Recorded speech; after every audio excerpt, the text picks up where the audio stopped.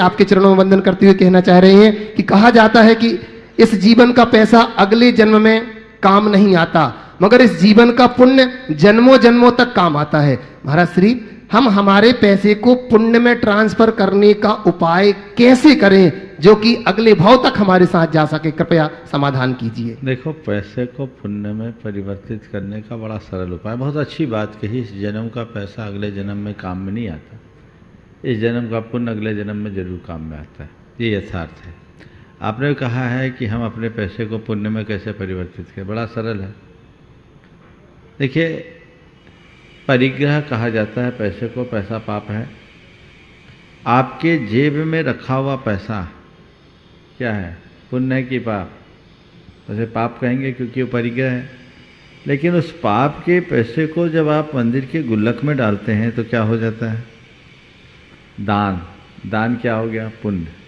तो पुण्य को, पाप को पुण्य में परिवर्तित करने का सीधा सीधा उपयोग है।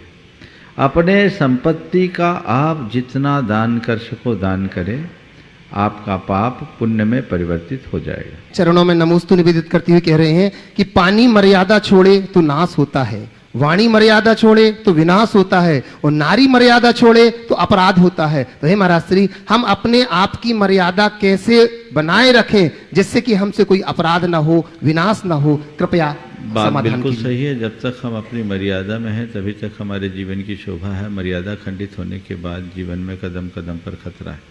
हर व्यक्ति को अपने जीवन की मर्यादा की सलामती का पूरा ध्यान रखना चाहिए और उसे हर प्रकार से सलामत रखने का प्रयास करना चाहिए। आपने पूछा हम अपनी मर्यादाओं की रक्षा कैसे करें? सबसे पहले हम अपनी मर्यादाओं को सुनिश्चित करें। एक लक्ष्मण रेखा को हम अपने चारों तरफ खींचें। हर मनुष्य के साथ, चाहे वो स्त्री हो या पुरुष, उसे अपने जीवन की एक लक्ष्मण रेखा बना करके चलना चाहिए और उस मर्यादा का उल्लंघन किसी भी स्थिति में न हो, इसके लिए संकल्पित रहना चाहिए। जिस मनुष्य के हृदय में दृढ़ संकल्प होता है वह कभी भी, जैसे समुद्र अपने तट का उल्लंघन नहीं करता, ऐसे ही महापुरुष कभी भी अपने जीवन में अपनी मर्यादा का उल्लंघन नहीं करते। तो मर्यादा का उल्लंघन न हो उसके लिए संकल्प हो और अपने संकल्प के प्रति जागरूकता हो कि ये मेरे जीवन की मर्यादा है, मुझे इसे किसी भी स्थिति में कभी नहीं खोना।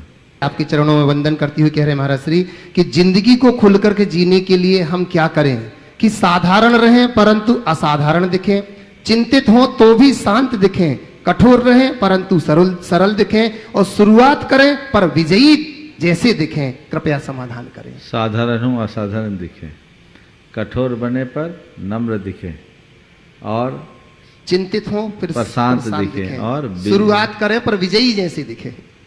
बहुत अच्छा सवाल किया है।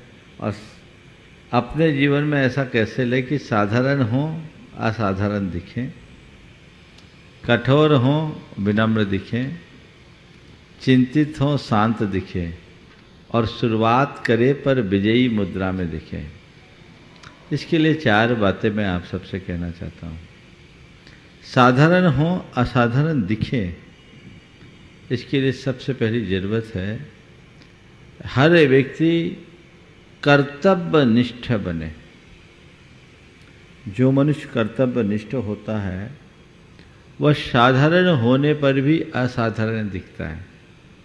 दुनिया में जितने भी लोग हैं जिनकी हमारे जीवन पर एक प्रकार की विशेष छाप पड़ती है, असाधारण छाप पड़ती है, वे ही लोग हैं जो पूरी तरह कर्तव्यनिष्ठ होकर के जीते हैं।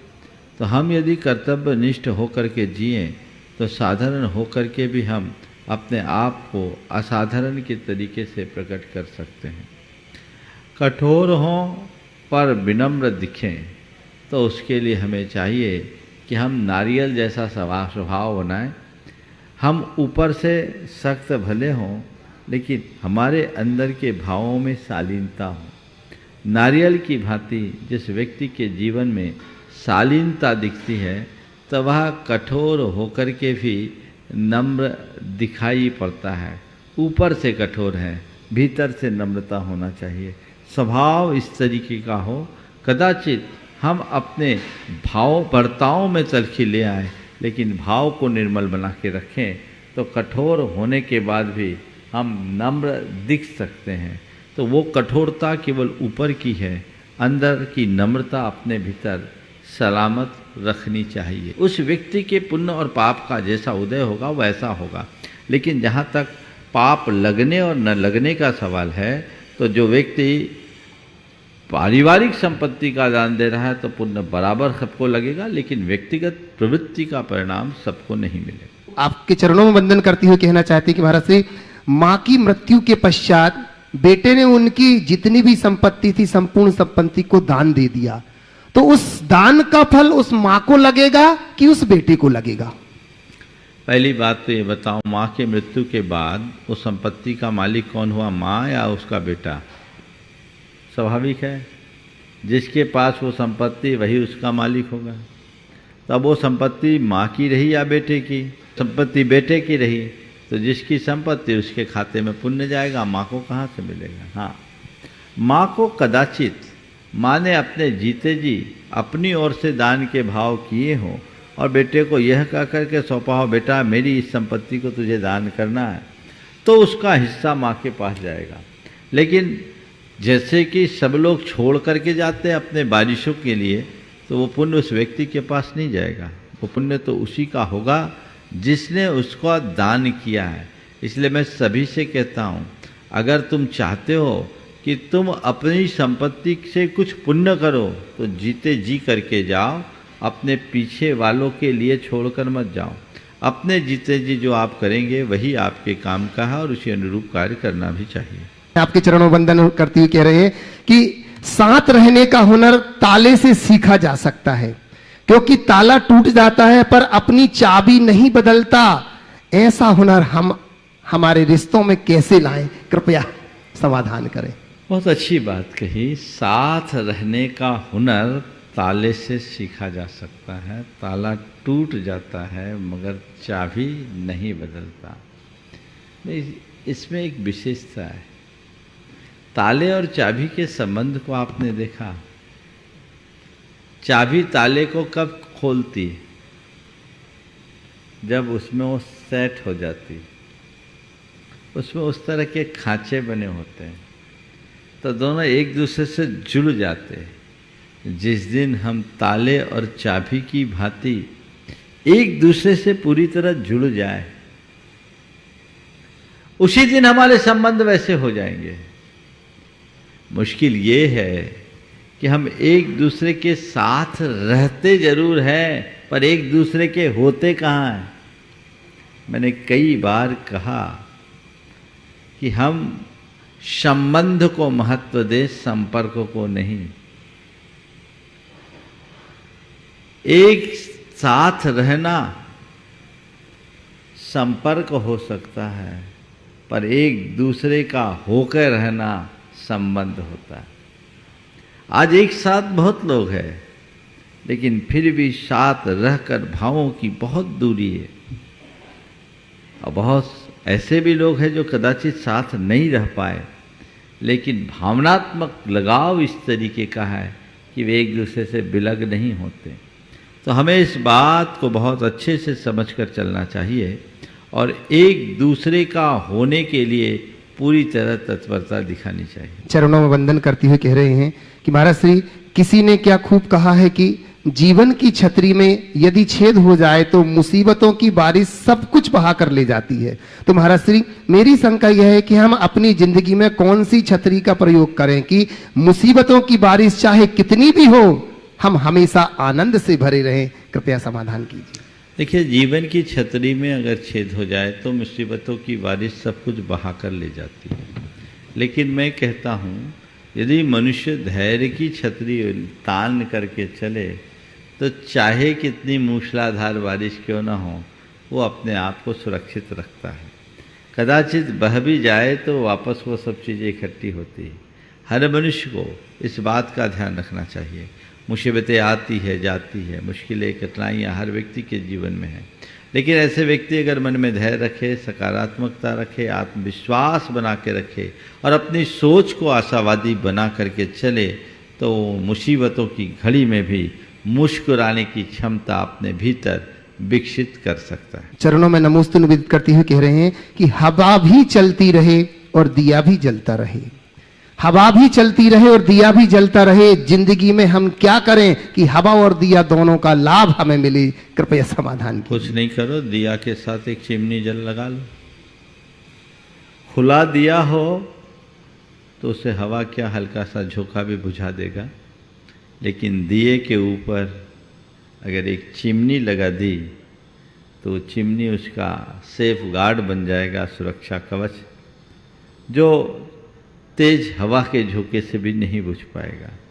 तो हमारे लिए जितना आवश्यक दीपक का प्रकाश है उतनी ही जरूरी हवा भी है, और हवा चाहिए। और हर सच्चे अर्थ में देखा जाए तो उस दीप को जलते रहने के लिए भी हवा चाहिए। इसलिए हवा भी चले और दीप भी जले तो उसके लिए एक ही उपाय है, संयम की चिमनी अपने जीवन के साथ रखो।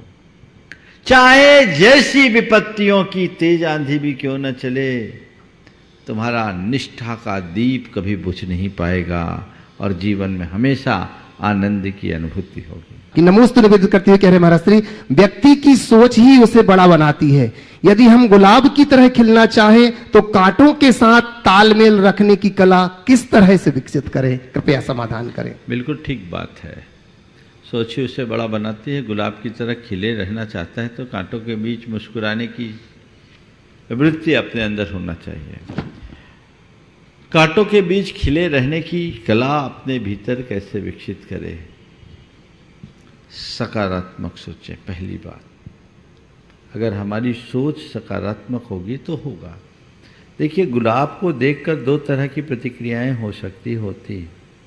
पहली प्रतिक्रिया ये कि देखो, कांटों के मध्य खिला रहने के बाद, मध्य कांटों के से घिरे रहने के बाद भी खिला रहता है, ये गुलाब कितना खुश मिजाज है।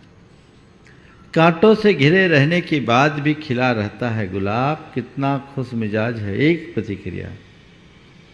और दूसरी प्रतिक्रिया, अरे इन गुलाबों की जिंदगी तो देखो, सारी उम्र कांटों में घिर के रह गई। एक प्रतिक्रिया ये भी है। एक व्यक्ति उस गुलाब के खिलेपन को देख रहा है और एक व्यक्ति उस गुलाब के साथ रहने वाले कांटों को देख रहा है। यदि तुम्हारी सोच सकारात्मक होगी तो तुम हर जगह उसके सकारात्मक पक्ष को ही देखोगे, और यदि सोच नकारात्मक होगी तो तुम्हें सब कुछ नकारात्मक ही दिखाई पड़ेगा। इसलिए अपनी सोच को सकारात्मक बना करके चले तो आप ये कला बहुत अच्छे से विकसित कर सकते हैं, और सकारात्मकता के साथ मन में धैर्य हो, आशावादी सोच हो, आत्मविश्वास हो, तो अपने जीवन में ये सब बातें बखूबी घटित की जा सकती। नमोस्तु निवेदित करते हुए कह रहे हैं महाराज श्री कि गुरुवर, मेरी शंका यह है कि संसार में एक ही शकल के 7 लोग होते हैं, ऐसा सुना है, और नहीं भी होते होंगे, पर दुनिया में हर इंसान के अंगूठे का निशान अलग क्यों होता है, जबकि संसार में सभी का ब्लड 3 या 4 में ही बटा है? ऐसा क्यों? कृपया शंका का समाधान करें। देखिए, बात सही है। प्रकृति की यही विशेषता है कि कोई भी प्राणी किसी की कॉपी नहीं है। कुछ नहीं है तो अंगूठे के निशान से तो उसकी अलग पहचान हो ही जाती है। संसार का हर प्राणी अपने आप में अनूठा है, अलग है, और अलग अलग हिसाब से सबके डीएनए की भी पहचान होती है। रक्त के वर्ग को, ब्लड ग्रुप भले 4 भागों में 5 भागों में है, लेकिन केवल ब्लड ग्रुप से ही हमारा जीवन नहीं बनता, और चीज़ें भी हैं। यही प्रकृति की विशेषता है। प्रकृति ने हर प्राणी को अनोखा बनाया, हर प्राणी को अतुलनीय बनाया है। हर प्राणी एकदम अपने आप में अलग है, वो किसी से उसका कोई मेल नहीं। इसलिए हर प्राणी को अपने आप को अनमोल समझना चाहिए, कभी किसी से तुलना करने की जरूरत ही नहीं समझनी चाहिए, क्योंकि प्रकृति ने तुम्हें अतुलनीय बनाया है, हर प्राणी को अकेला बनाया है।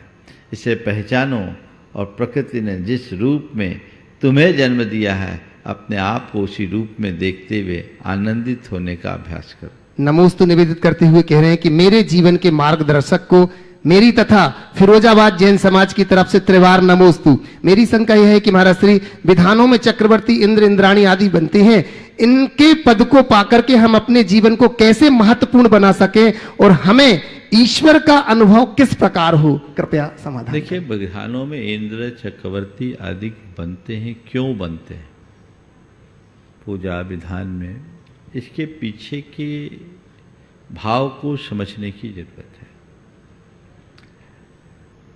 इंद्र इस लोक में सबसे ज्यादा वैभव संपन्न माना जाता है, तो इंद्र के पास महान विभूति है, और इस धरती पर चक्रवर्ती सबसे ज्यादा विभूति का धनी होता है। हम भगवान की पूजा इंद्र और चक्रवर्ती बनकर के केवल इसलिए करते हैं ताकि लोगों को समझ में आए कि प्रभु के आगे इंद्र की विभूति और चक्रवर्ती का वैभव भी तुच्छ है।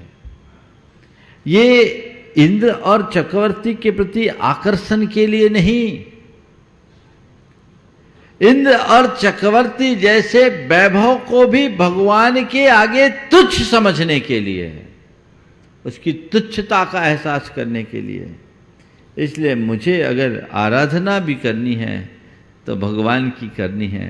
प्रभु, मुझे इंद्र का वैभव नहीं चाहिए, मुझे चक्रवर्ती का साम्राज्य नहीं चाहिए, मुझे तो केवल आपके चरणों का प्रसाद चाहिए। ये भाव होता है एक धर्मात्मा का, आपके चरणों का प्रसाद चाहिए। इस भाव के साथ जो ऐसा कार्य करते हैं वे अपने जीवन को निश्चित तौर पर ऊंचा उठाने में समर्थ हो सकते हैं।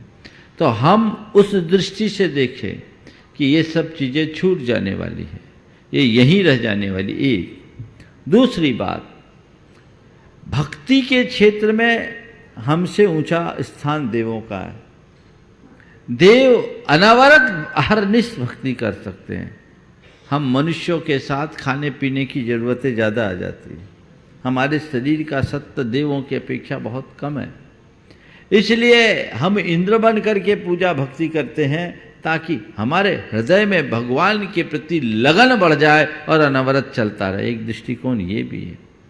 और जहाँ तक चक्रवर्ती बनने की बात है तो चक्रवर्ती बन करके पूजा भगवान की केवल इसलिए की जाती है कि भगवान की पूजा केवल वो नहीं करता जो दीनहीन, दरिद्र या मुसीबतों में फंसा है। भगवान की पूजा तो इस धरती में सुख साधन से जीने वाले चक्रवर्ती जैसे लोग भी करते हैं। सबको भगवान की पूजा करनी चाहिए। कई बार लोगों की ऐसी धारणा बन गई है, बना दी जाती, प्रचारित किया जाता है, जिनके जीवन में अभाव है वही धर्म करे। पर ये चक्रवर्ती जैसे पदों को धार कर भगवान की पूजा, ये बात इस बात को दर्शाती है, उसके पीछे ऐसा एक आध्यात्मिक संदेश छिपा है कि छोड़ो, दीनहीन चीज लोगों की बात तो बहुत दूर की है। चक्रवर्ती सम्राट भी भगवान का आराधक होता है, क्योंकि प्रभु के आगे ये सब माया है, ये व्यर्थ है, जीर्ण तृण है, इनका कोई सार नहीं। इसलिए उस तरफ अपनी दृष्टि रखें। तो ये जो आपने कहा है, इसके पीछे की भावना यही है। तुम इंद्र इस ख्याल से मत बनना, चक्रवर्ती इस ख्याल से मत बनना कि तुम इंद्र बन जाओ या चक्रवर्ती बन जाओ। तुम तो इस ख्याल से इंद्र और चक्रवर्ती बन करके भगवान की पूजा करना कि प्रभु कभी मौका आ जाए आपको और इंद्र को चुनने की, आपको और चक्रवर्ती को चुनने की, तो मैं आपको चुनूं, इंद्रत्व और चक्रवर्ती को कभी न चुनूं। वो मेरे आगे तुच्छ है, किसी काम का नहीं। ये दृष्टिकोण होना चाहिए। और ईश्वर की सन्निधि को पाने का उपाय क्या है? बस कुछ नहीं है, उसकी सत्ता को समझो, स्वीकारो, उनकी शरण को ग्रहण कर लो, सब चीजें आपो आप घटित हो जाएगी। वो पूछना चाह रहे हैं महाराज श्री, हम लोग शांति धारा ही क्यों करते हैं, महावीर धारा या कि चंदा प्रभु धारा, या कि हम सम्मित सिखर आए हैं तो पारस धारा क्यों नहीं कर लेते हैं? कृपया समाधान। एक दिन एक ने सवाल किया कि किसी के मरणोपरांत शांति पाठ ही क्यों किया जाता है? किसी के मरणोपरांत शांति पाठ ही क्यों किया जाता है? इसी सभा में पूछा था। मैंने जो उत्तर दिया, आज के सवाल के उत्तर में मैं वो उत्तर दोहरा देता हूँ। मैंने कहा, देख भाई, अगला जो गया इस दुनिया को छोड़कर, उसके पास धन था, संपत्ति थी, परिवार था, सब कुछ था, छोड़कर चला गया। एक शांति भर नहीं थी, इसलिए उसके जाने के बाद शांति पाठ करते हैं कि प्रभु उसकी आत्मा को शांति मिले। समझ गए? तो शांति मनुष्य के पास नहीं है। शांति का स्थान केवल प्रभु का चरण है, प्रभु की शरण है। तो शांति की ललक, शांति की कामना हर मनुष्य के हृदय में है। इसलिए शांति धारा है। शांति के लिए तो धारा कर रहे हो। शांति सबको प्रिय है, भले वो पारसनाथ की शरण में आकर मिले, भले वो महावीर की शरण में आकर मिले, भले वो आदिनाथ की शरण में आकर मिले, भले वो किसी भी भगवान की शरण में आके मिले, पर शांति तो भगवान की शरण में ही मिलेगी। इसलिए उस धारा का नाम ही शांति धारा हो गया। मैंने सुना एक बार भगवान जिसको जो चाहिए सब बांटने के लिए तैयार हो गए, बांटने लगे। लोग आए, दुनिया भर के लोग, जिसे जो चाहिए था वो देते गए, देते गए, देते गए। एक वस्तु पर भगवान अपना पैर जमाए हुए थे, वहां से हिल नहीं रहे थे। स्वर्ग के देवता बृहस्पति ने भगवान से पूछा कि भगवान, जिसको जो चाहिए आप बड़ी उदारता से लुटा रहे हो, लेकिन अपने पाँव के नीचे किसे दबा रखे हो? बोले कुछ नहीं, मैंने मनुष्य को जो चाहा वो मैंने दिया और मैं दे रहा हूं। अभी तक मैंने मनुष्यों को जो भी चीजें दी है उसे वह अपने प्रयासों से भी अर्जित कर सकता है। अभी तक मैंने मनुष्यों को जो चीजें दी है उसे वह अपने प्रयासों से भी अर्जित कर सकता है, पर मैंने जिसे अपने पांव के नीचे दबा रखा है ना, वो कहीं नहीं पा सकता।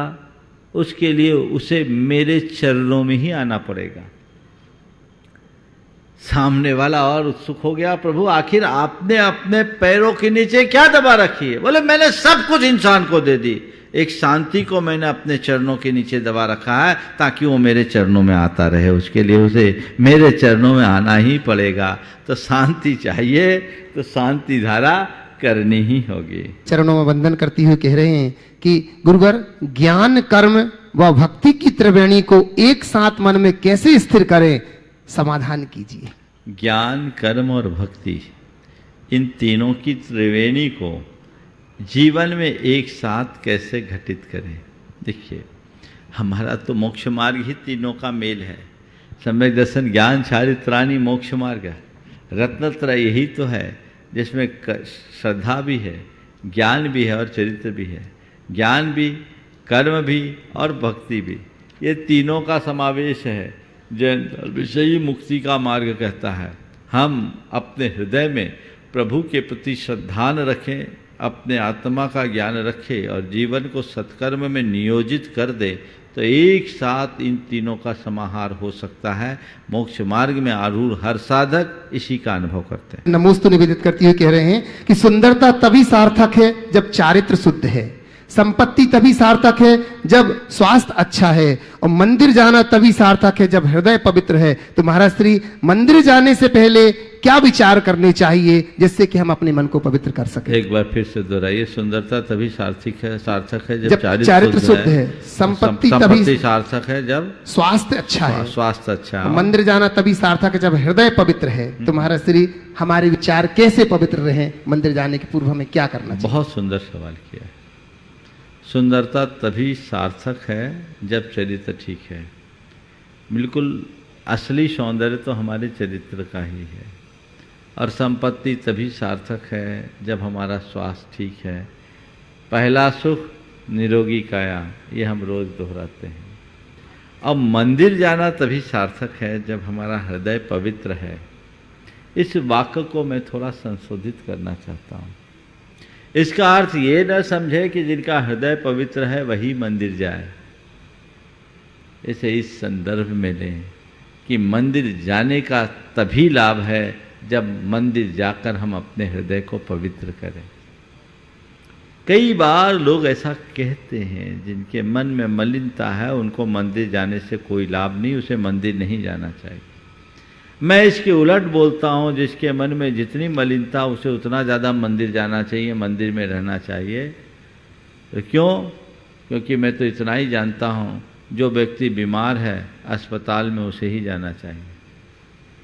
बीमार ही अस्पताल जाता है। बीमार व्यक्ति अगर अस्पताल जाएगा तो अपना स्वास्थ्य लाभ लेगा, लेकिन बीमार व्यक्ति अस्पताल जा कर के भी, डॉक्टर को दिखा करके भी अपना इलाज न कराए तो उससे बड़ा बेवकूफ़ और कोई नहीं होगा। तुम्हारी मन में मलिनता थी, अपने मन की मलिनता को दूर करने के लिए तुमने प्रभु की शरण ली, प्रभु का आलम्बन लिया, और वहाँ आकर के भी यदि अपने मन को मलिन ही बनाए रखे तो तुम्हारा मंदिर जाने का कोई मतलब नहीं।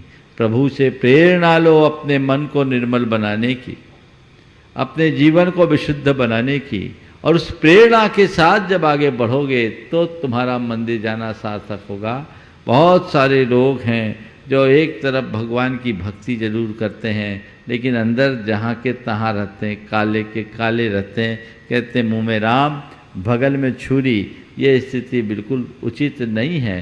हर व्यक्ति को अपने अंतरंग में वह सब कुछ घटित करना चाहिए जैसा वो चाहता है। हम जैसे दिखते हैं हमें वैसे होने का उपक्रम करना चाहिए। आपके चरणों में वंदन करते हुए निवेदन कर रहे हैं। ऐसा ही प्रश्न प्रमोद जी का भी था कि एक सेठ जी को भीषण गर्मी में 4 डोली वाले लेकर जा रहे हैं। थक जाने के कारण वे एक पेड़ के नीचे खड़े हो जाते हैं और सेठ जी से पूछते हैं कि आप ठीक हो। प्रश्न यह है कि थके तो डोली वाले थे, लेकिन हाल चाल सेठ जी से क्यों पूछा जा रहा है? बहुत अच्छा सवाल। 4 डोली वाले ले जा रहे हैं, धूप से थक कर पेड़ की छाया में बैठे हैं और सेठ जी से पूछ रहे हैं आप ठीक हो? थके तो डोली वाले हैं, पर हाल चाल सेठ जी का क्यों पूछा जा रहा है? मेरा मानना यह है कि डोली वाले नहीं थके, थका सेठ ही है। अगर सेठ के अंदर थकान नहीं होती तो डोली पर क्यों चढ़ता, पैदल क्यों नहीं चढ़ता? डोली वाले थके हुए थे तो उद्यम कैसे करते? वो उद्यमी है, वो थके हुए नहीं है।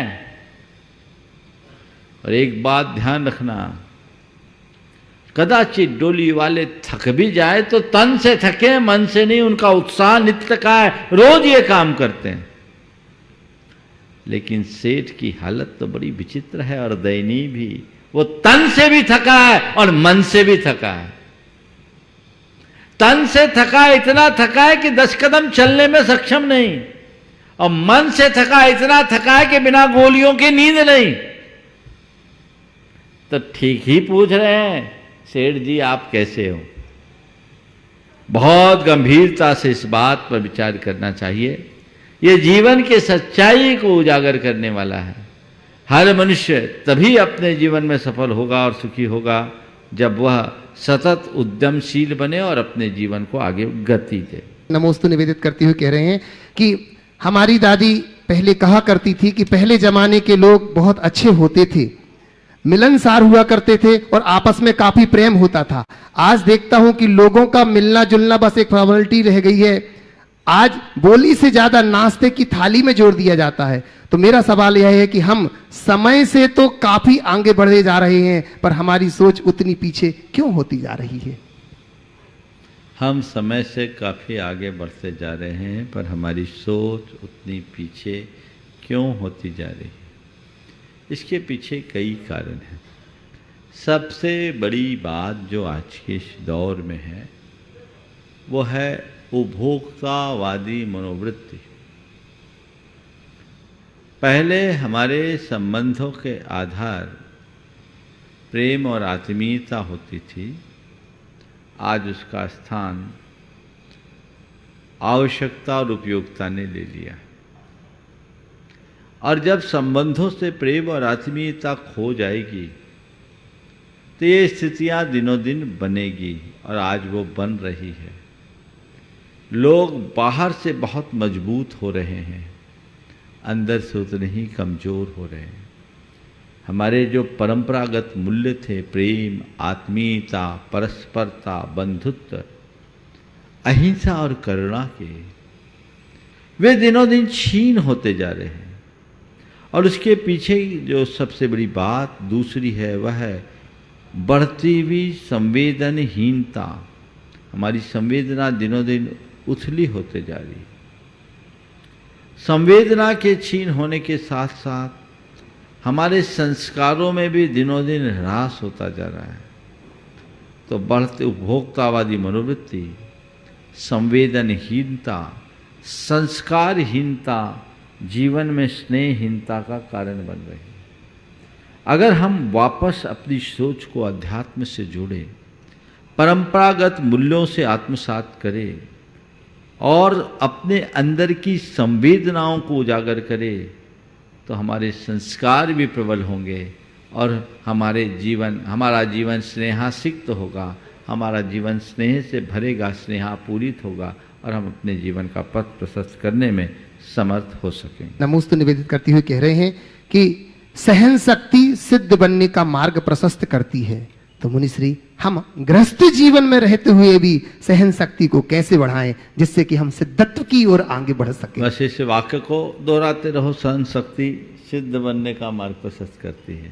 इतना लंबा वाक्य बनाने की जगह एक छोटा वाक्य, जितना सहन करोगे उतना समर्थ बनोगे। मुझे सहना है, मुझे सहना है, मुझे सहना है। और सहने में जितना हम सह सके अपने आप को सहने की कोशिश करें, हमारी सहन शक्ति धीरे धीरे बढ़ेगी और उस बढ़ी हुई सहन शक्ति के बल पर हम अपने जीवन को आगे बढ़ाने में समर्थ हो सकते हैं। ये अभ्यास से किया जा सकता है। थोड़ा थोड़ा थोड़ा थोड़ा करके हम अपनी सहन शक्ति को विकसित कर सकते हैं। मैंने सुना है पुराने ज़माने में राजा महाराजाओं की सुरक्षा के लिए कई तरह के उपक्रम किया जाता था। सम्राट चंद्रगुप्त की रक्षा के लिए चाणक्य ने एक व्यवस्था बनाई थी कि उनके लिए उनके भोजन में रोज़ थोड़ा थोड़ा विष दिया जाता था। ऐसा इसलिए किया जाता था कि अचानक किसी विष कन्या के चक्कर में राजा को न फंसा दिया जाए। पहले विष कन्याओं का भी कूटनीतिक तरीके से उपयोग होता था और जिनसे आलिंगन पास में बंद करके अच्छे अच्छे राजा मृत्यु के पात्र बन जाते थे, मर जाते थे। अच्छे अच्छे राजाओं को मरना होता था। तो चाणक्य बहुत समझदार थे और उनको दूरदर्शी थे। उन्हें लगता था कि कहीं चंद्रगुप्त के साथ ऐसा ना हो जाए, तो उसके भोजन में रोज़ थोड़ा थोड़ा विष दिया जाता था। एक दिन उनकी धर्मपत्नी ने उस भोजन का थोड़ा सा अंश ले लिया और उस समय उनके पेट में एक बच्चा पल रहा था और उस बच्चे को जन्म देने के बाद उसके माथे पे एक थोड़ा सा बूंद भी बन गया था, काला निशान पड़ गया था, इसलिए उसका नाम रखा गया बिंदुसार। तो ये कहानी है, मैं केवल आपको इसलिए बता रहा हूँ कि एक एक बूंद बूंद विष का नित्य अभ्यास करने से व्यक्ति विष को पचाने में भी समर्थ हो सकता है। तो ऐसी छोटी छोटी बातों को सहने का अभ्यास करते करते करते करते व्यक्ति बड़ी सी बड़ी विपदा को भी सहने में समर्थ हो सकता है। नित्य प्रति के अभ्यास में छोटी छोटी बातों को सहन करो। मुझे सहना है, मुझे सहना है, मुझे सहना है। और सहन करने के लिए कई बातों को हमें नज़रअंदाज करना पड़ता है। उनको नज़रअंदाज करके अगर चलेंगे तो चीज़ें हमारे सहन करने में आएगी और हम अपने जीवन का पथ प्रशस्त कर सकेंगे। तो गुरुदेव, नमोस्तु गुरुदेव। गुरुदेव, हमारा प्रश्न है कि अक्सर हम लोग देखते हैं कि प्रतिमाओं में ऑटोमेटिक अभिषेक होने लगता है, मतलब धाराएं गिरने लगती है। तो ये गुरुदेव क्या अतिशय है और ये अतिशयों को हम लोग को किस रूप में लेना चाहिए? देखिए, प्रतिमाओं में कई तरह के निमित्त बताए गए। अंतरिक्ष, भौम और दिव्य। दिव्य, अंतरिक्ष और भौम, ये तीन प्रकार के निमित्त हैं। समझ गए? इनसे अतिशय और उत्पात दोनों की सूचनाएं होती हैं। आकाश में अगर कुछ घटता है उसको बोलते हैं अंतरिक्ष संबंधित निमित्त। अन्य कोई जो दैविक चमत्कार होते हैं उसको दिव्य निमित्त में लिया जाता है। और भौम, ये प्रतिमा आदि में इस तरह का कार्य होना, प्रतिमा का अभिषिक्त हो जाना, नक्षत्र हिलने लगना, प्रतिमा का पसीज जाना, प्रतिमा का रंग बदल जाना, ये सब भौम निमित्त के अंतर्गत है। हमारे यहाँ एक ग्रंथ है लोक विजय, समझ गए? उसमें इन सब के बारे में बहुत विस्तार से बताया, भद्रबाहु संहिता में भी है। प्रायः लोग इसको अतिशय मानते हैं, लेकिन ये अतिशय नहीं, कई जगह उत्पात का भी द्योतक है।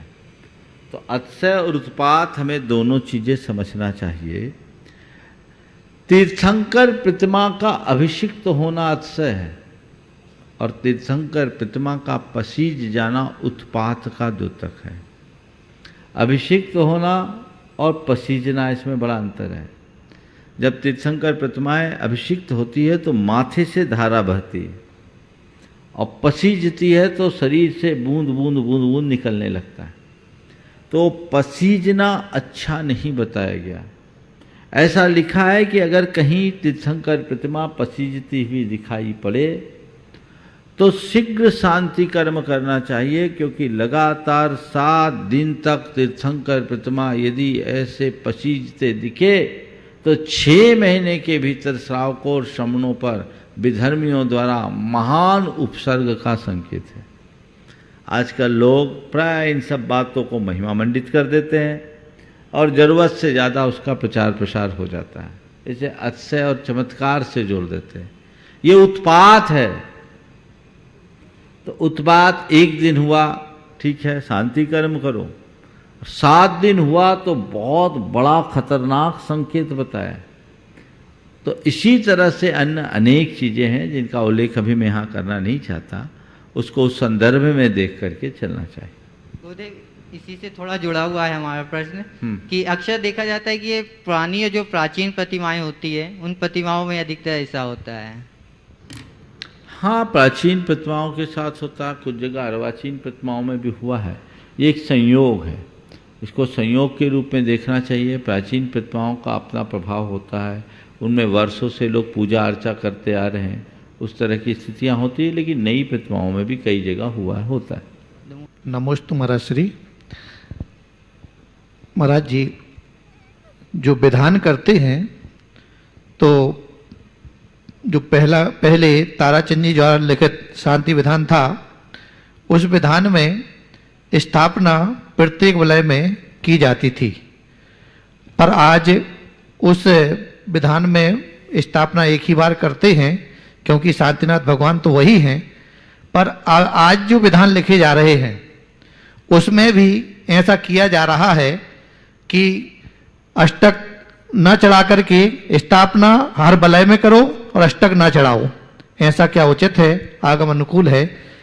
शंका का समाधान करें। देखिए, विधान जितने भी हैं तो अपने अपने अनुष्ठान के रूप में है और अनेक रूपों में अनेक विधानों की संरचना है।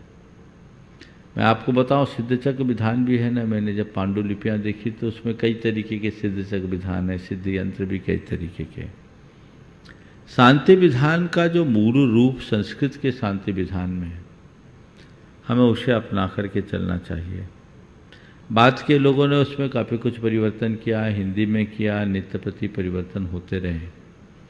पर जिन्होंने शांति विधान की रचना की, मूल संस्कृत का, वही शांति विधान मूल आधार होना चाहिए। शांति मंत्र भी है उसमें, यंत्र भी है, उसके साथ पूरा उसके मंडल का विधान।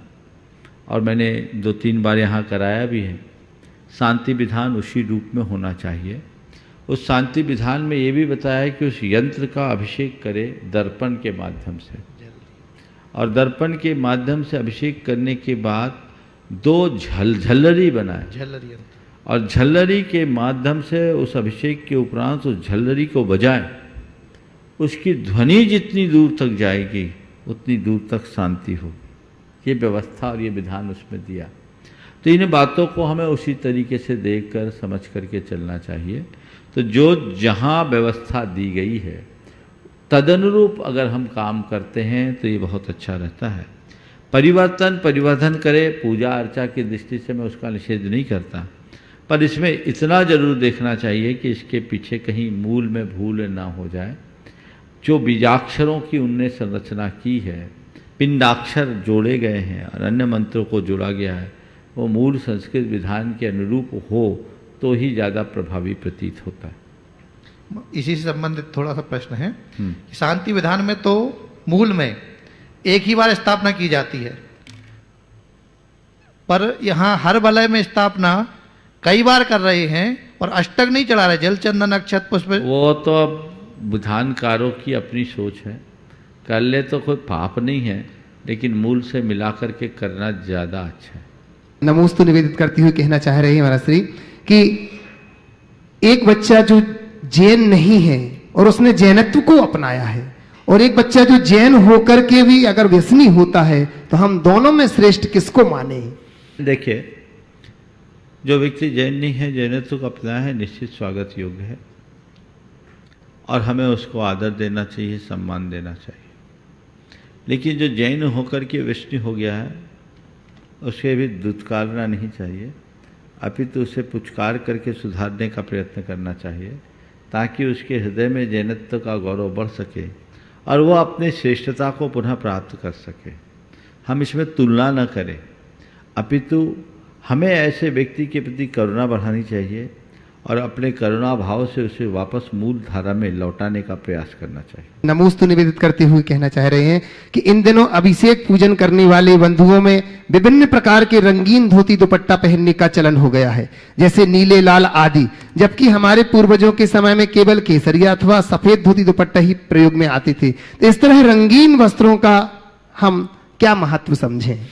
देखिए, बात बहुत गंभीर है और ये इस पर विचार करना चाहिए आप प्रतिष्ठाचार्यों को भी। विधानों में भी आप तड़क भड़क में आजकल अलग अलग रंगों के वस्त्रों का प्रयोग कर लिए। हमें मूल रूप से मूल रंगों के अनुरूप ही कार्य करना चाहिए। मूलतः पीताम्बर होता है इंद्र, सौधर्मेंद्र, तो पीत वस्त्र उसके लिए उपयोगी हैं, और श्वेत वस्त्र भी सात्विकता का द्योतक है।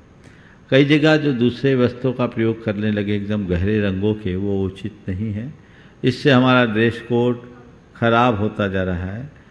केवल आकर्षण न देखे, शुद्धता के साथ जो उसका एक परिधान था, उस परिधान के अनुकूल संपूर्ण व्यवहार करना चाहिए। आपके चरणों में वंदन करते हुए पूछना चाह रहे हैं कि नए साल में जैन धर्म की मूल बातें, दैनिक मंदिर, अगर मंदिर दूर है तो क्या हम घर पर दर्शन करने के लिए जगह बना सकते हैं? क्या हम फिल्टर किया हुआ पानी पी सकते हैं? सर्दियों और गर्मियों में सूर्योदय और सूर्यास्त में भिन्नता होती है, तो सर्दी के दिन छोटे होते हैं, क्या हम समय के आधार पर खाने के लिए नियम ले सकते हैं? कृपया हमें मार्गदर्शन चार दें। सवाल है। देखिए, मंदिर दूर है तो घर में स्थान बनाकर मंदिर जाने की बात। अभी कोविड के काल में तो पास में मंदिर वाले को भी घर में करना पड़ा। कोशिश करें, मंदिर कितना भी दूर हो जाने का प्रयास करें यदि स्थिति अनुकूल है। लेकिन कदाचित मंदिर दूर हो तो भगवान को अपने पास रखो, ताकि मंदिर की निकटता का एहसास हमेशा आपको होते रहे। देश काल के अनुसार आप वैसा कर सकते हैं। दूसरा क्या पूछा है? क्या हम फिल्टर किया हुआ पानी पी सकते हैं? पी रहे हैं। उत्तम तो यही है कि छान करके पिएं, और जिन्हें इस तरह की पानी की समस्या, उनके लिए बहुत अच्छा समाधान है। बारिश के जल को संग्रहित करके रखें। बरसात का जल पूरी तरह से डिस्टिल वाटर की तरह, वो फिल्टर के पानी से भी उत्तम है। आज के समय में जिस तरह से पानी की उपलब्धता है, वो पूरी तरह आर्सेनिक होने से हानिकारक तो है ही, इसलिए उसके तरफ हमें बहुत गंभीर और सावधान होकर के चलना चाहिए। पर फिल्टर करके जो लोग पी रहे हैं, उन्हें इस बात का ध्यान रखना चाहिए, जैनचर्या के अनुकूल नहीं है। बरसात के पानी को बहुत आसानी से संग्रहित किया जा सकता है, और उसका उपयोग करें तो आप पूरी तरह से अपने नियमों के पालन में दृढ़ हो सकते हैं। अगले कह रहे हैं, सर्दियों और गर्मियों में सूर्यास्त और सूर्योदय में भिन्नता होती है। सर्दी के दिनों छोटे होते हैं, क्या हम समय के आधार पर खाने के लिए नियम ले सकते हैं? उदाहरण के लिए जैसे 6 बजे या 7 बजे तक देखिए, खाना। वो समय के आधार पर आप नियम लोगे तो आपके परिवार में सुविधा जरूर हो जाएगी, लेकिन रात्रि भोजन के त्याग के पीछे की जो भावना है, रात्रि भोजन के त्याग के पीछे की भावना वो पूरी नहीं होगी। हमारा प्रयास आलोकित पान भोजन का होना चाहिए। मैं सभी लोगों से कहता हूँ 2-2.5 महीने ऐसा चलता है, क्या हम 2-2.5 महीने एक वक्त भोजन करके नहीं चला सकते? अपने मन को मजबूत बनाइए, समय के अनुरूप मत ढालिए। जब तक प्राकृतिक प्रकाश होगा तभी तक हम भोजन ग्रहण करेंगे। इस संकल्प से जुड़कर के आप कार्य करेंगे तो आप अपने जीवन में कभी विफल नहीं हो सकेंगे। इस प्रकार आज के सत्र को परम पूज्य गुरुदेव के चरणों में नमन अर्पित करते हुए यहीं पर विराम। बोलिए परम पूज्य आचार्य गुरुवर श्री विद्यासागर जी महाराज की जय जय जय।